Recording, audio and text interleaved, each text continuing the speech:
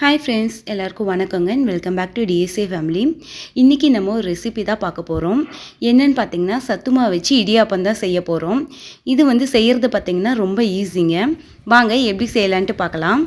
நான் எந்த சத்துமாவு பாக்கெட் யூஸ் பண்ணுறேன்னு பார்த்தீங்கன்னா, பால்வாடியில் கொடுப்பாங்க பாருங்கள், அந்த சத்துமாவு பாக்கெட் தான் யூஸ் பண்ணுறேன். இது அதிகுட்டாவுக்கு பால்வாடியிலேருந்து கொடுப்பாங்க. இப்போ இந்த சத்துமாவை வச்சு தான் நம்ம இடியாப்பம் செய்ய போகிறோம். ஃபஸ்ட்டு நம்ம ஒரு பவுல் எடுத்துக்கலாங்க.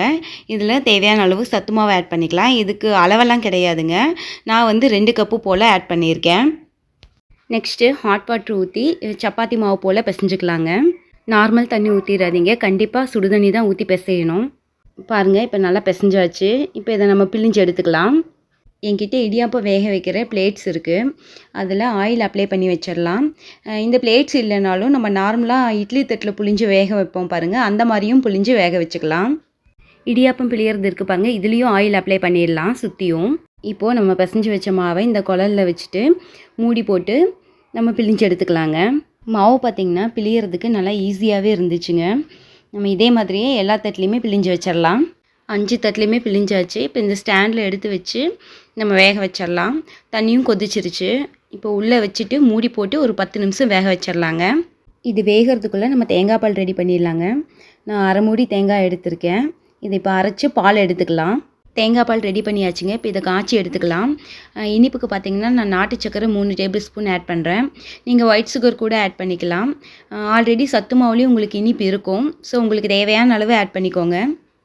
தேங்காய் பாலை கொதிக்க வைக்கக்கூடாதுங்க. கொதிச்சா அதோட டேஸ்ட் மாறிடும். ஸோ நம்ம போட்டுக்க சக்கரை கரையிற வரைக்கும் நம்ம காய வச்சு எடுத்துக்கலாங்க. இப்போது நம்ம போட்ட சுகர் நல்லா கரைஞ்சிருச்சு. லாஸ்ட்டாக ஏலக்காய் தூள் ஆட் பண்ணி நல்லா மிக்ஸ் பண்ணி விட்டுட்டு அடுப்பு ஆஃப் பண்ணிடலாங்க. அவ்வளோதான், நம்மளோட தேங்காய் பால் ரெடி ஆகிடுச்சு. நம்ம பிழிஞ்சு வச்ச இடியாப்பமும் வெந்துருச்சுங்க. இப்போ இதை ஒரு பவுலுக்கு மாற்றிடலாம். பாருங்கள், ஒட்டவே இல்லை, அப்படியே விழுகுது. இப்போ இதை உதிர்த்து விட்டுறலாங்க. நீங்கள் கையில் எடுத்தீங்கன்னாவே தனித்தனியாக தான் வரும். பாருங்கள், இந்த மாதிரி உதிர்த்து வச்சுக்கலாம். இங்கே பாருங்கள், அப்படியே பூ மாதிரி இருக்குது. நம்ம சத்து மாவில் செஞ்ச இடியாப்பம் மாதிரியே தெரியல, ரெகுலர் இடியாப்பம் மாதிரி தான் இருக்குது. பட் டேஸ்ட்டு டிஃப்ரெண்ட் இருக்கும். ஏன்னா இது சத்து மாவு இல்லையா, அதனால.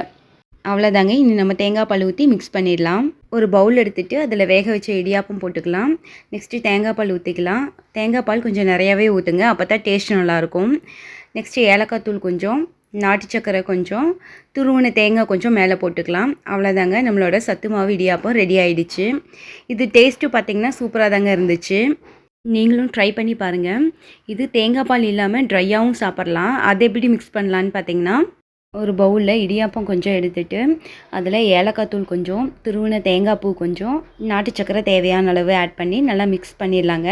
இதில் நீங்கள் ஒயிட் சுகர் கூட ஆட் பண்ணிக்கலாம். நல்லா மிக்ஸ் பண்ணிவிட்டு இதை இப்படியே ட்ரையாகவும் சாப்பிட்டாலும் டேஸ்ட்டு சூப்பராக இருக்குங்க.